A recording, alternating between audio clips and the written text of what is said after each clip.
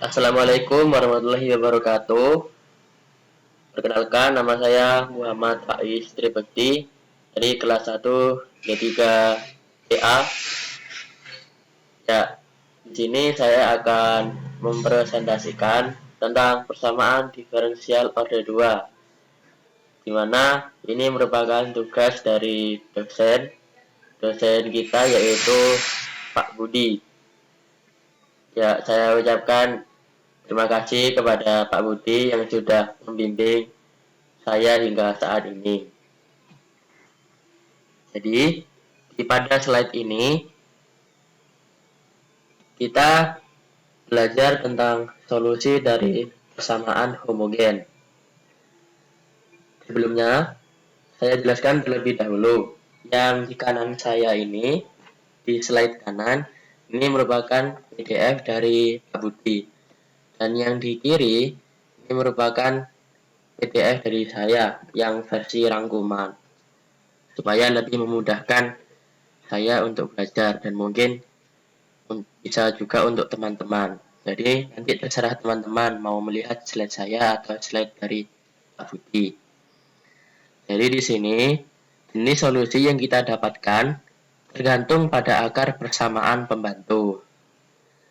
Akar persamaan pembantu sendiri itu dibagi menjadi 3. Dalam menyelesaikan persamaan homogen, yang pertama itu kita bisa memakai yang A ini, yaitu akar real berbeda atau real and different roots. Langsung saja menuju contoh nomor 1. Contoh 1, di sini ada soal D kuadrat Y per DE kuadrat plus 5DY per DE plus 6Y sama dengan 0. Jadi, langkah selanjutnya yaitu kita masukkan persamaan pembantunya. Jadi persamaan pembantu yang dimaksud di sini yaitu kita mengumpamakan suatu persamaan atau suatu soal. Intinya kita ini dipermudah dengan adanya persamaan pembantu. Namanya juga kan membantu, jadi membantu kita. Untuk ini dimisalkan menjadi M. Karena di sini ada kuadrat, menjadi M kuadrat plus 5M. Jadi yang dimisalkan M di sini yaitu Y per X atau DY per DX, itu yang dimisalkan. Dimisalkan M kuadrat, terus yang di sini dimisalkan menjadi 5M plus 6 sama dengan 0. Nah, di situ kita buat faktornya. Setelah difaktorkan, maka diperoleh M sama dengan min 2 atau M sama dengan min 3. Setelah itu kita masukkan ke rumus awal. Oh iya, jadi ada di sini yang A, ada rumus awal yang perlu kita ketahui, yaitu ini. Saya di sini lupa menuliskan. Y sama dengan AE pangkat X plus BE pangkat min 5X. Di sini saya tuliskan kembali. Jadi selanjutnya kita masukkan saja hasil yang tadi itu dari faktor-faktornya tadi yang sudah kita temukan dari persamaan pembantu. Maka hasilnya menjadi Y sama dengan AE min 2X min 3X. Bagaimana? Mudah bukan? Lanjut saja. Selanjutnya yaitu di contoh nomor 2. Kita dikasih soal lagi. D kuadrat Y per DE kuadrat min 7DY per DX plus 12Y sama dengan 0. Sama seperti langkah di contoh 1, awalnya kita tentukan persamaan pembantunya. Kita misalkan menjadi huruf M lagi. Baik DY per DX kita misalkan menjadi M. Jadi didapatkan persamaan M kuadrat ya min 7M plus 12. Karena di sini sifatnya kan turunan. Ya, habis itu kita temukan faktor-faktornya. Ditemukan M sama dengan 3 atau M sama dengan 4. Lanjut ke halaman selanjutnya. Selanjutnya dimasukkan ke rumus awal seperti pada contoh nomor 1 tadi. Ingat ya, rumus awalnya yaitu Y sama dengan AE pangkat X plus BE pangkat 5X pangkat MX. Setelah itu kita masukkan hasil dari faktor-faktor tadi sehingga hasilnya menjadi Y sama dengan AE pangkat 3X plus BE pangkat 4X. Ini sama bukan? Oke. Bagaimana jika teman-teman belum paham? Silahkan berkomentar di kolom bawah, di kolom komentar. Jangan lupa untuk like. Selanjutnya kita masuk ke yang kedua, bentuk kedua, yaitu akar real kembar. Kalau di sini yaitu real and equal roots. Di sini ada rumus baru, yaitu Y sama dengan E pangkat M1X dalam kurung A plus BX. Mengapa rumusnya berbeda dengan persamaan yang pertama tadi? Karena persamaan pembantunya bernilai sama. Jadi persamaan pembantu dari suatu soal itu hasilnya sama. Kita misalkan di sini dikasih soal D kuadrat Y per DE kuadrat plus 6DY plus E per DX plus 9X sama dengan 0. Sama ya, kita tentukan persamaan pembantunya dulu. Kita misalkan menjadi M kuadrat plus 6M plus 9 sama dengan 0. Kita tentukan faktor-faktornya hingga didapatkan hasil yaitu min 3.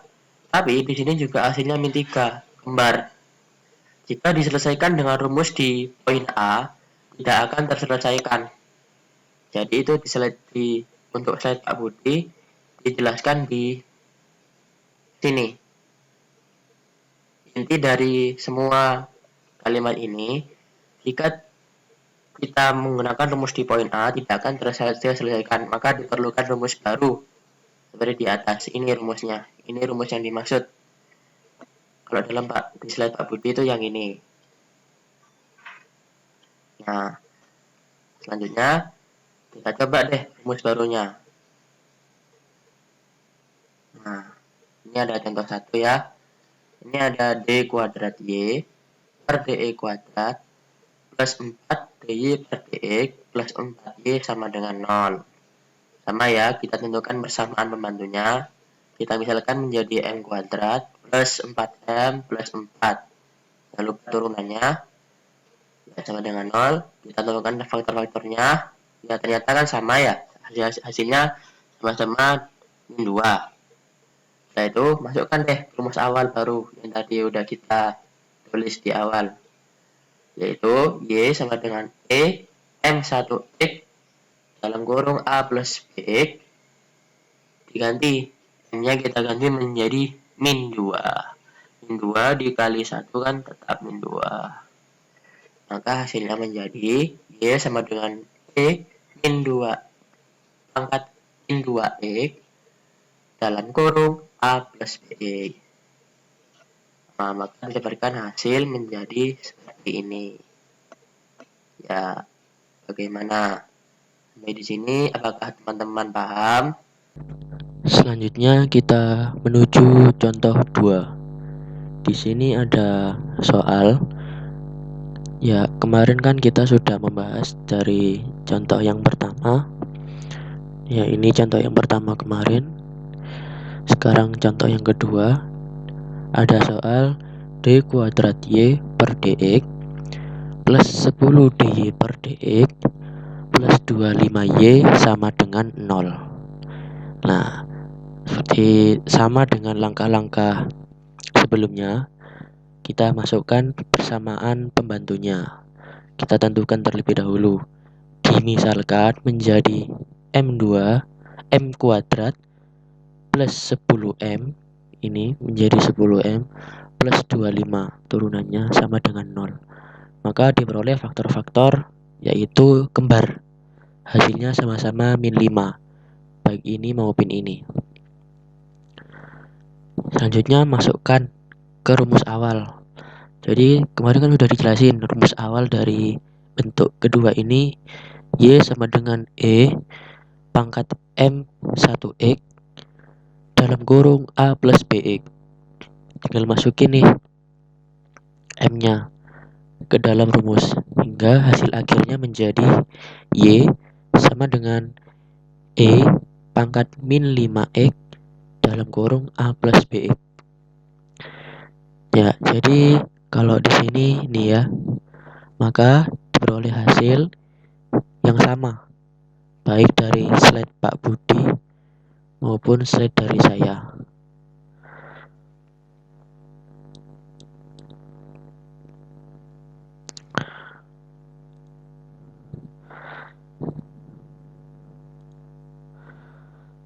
Selanjutnya kita menuju ke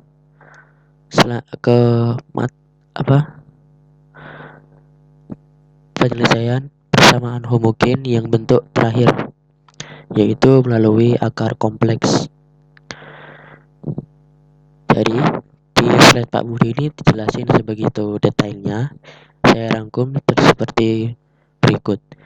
Intinya, jika pada persamaan pembantu terdapat akar kompleks, maka digunakan solusi umum. Solusi umumnya yaitu Y sama dengan E pangkat AX dalam kurung A cos theta X plus B sin beta X. Kalau di dalam slide Pak Budi ini, di sini bentuk persamaannya. Jadi solusi ini atau rumus ini didapatkan dari bentuk awal, yaitu M sama dengan alfa plus minus C beta menjadi dua ini yang plusnya dan ini yang minnya. Kalau dalam slide Pak Budi ini ada di awal, ini ya udah dijelasin. Jadi bentuk awalnya ini kita olah menjadi solusi umum, menjadi seperti di atas ini. Jadi yang awalnya ini kita bagi dua nih, plus minusnya. Setelah itu kita turunkan di slide Pak Budi ini beliau menurunkan persamaan berikut ini, bentuk ini sedemikian rupa hingga hasilnya menjadi solusi umum ini. Ya. Dan di sini jadi yang dimaksud alfa itu merupakan bilangan real dan beta merupakan bilangan imajiner. Ya, sampai di sini apakah teman-teman paham? Selanjutnya kita menuju contoh 1. Di sini ada soal jika M sama dengan min 2 plus minus J3, maka solusinya yaitu masukkan nih bentuk ini, solusi umum ini ke dalam soal yang ini. Y sama dengan E min 2X, karena di sini min 2 merupakan bilangan real dalam kurung A cos 3X plus B sin 3X, karena di sini 3 merupakan bilangan imajiner. Ya, imajiner tuh beta ini tadi. Tinggal masukkan ke sini hingga hasilnya menjadi seperti ini. Ya. Apakah bisa dipahami sampai sini? Jadi sekian dulu penjelasan saya mengenai penyelesaian atau solusi-solusi dalam menyelesaikan persamaan homogen, persamaan diferensial order 2. Kurang lebihnya mohon maaf. Jika kalian suka, monggo di like dan monggo tambahkan saran di kolom komentar. Saya Muhammad Faiz Tribekti, pamit undur diri. Wassalamualaikum warahmatullahi wabarakatuh.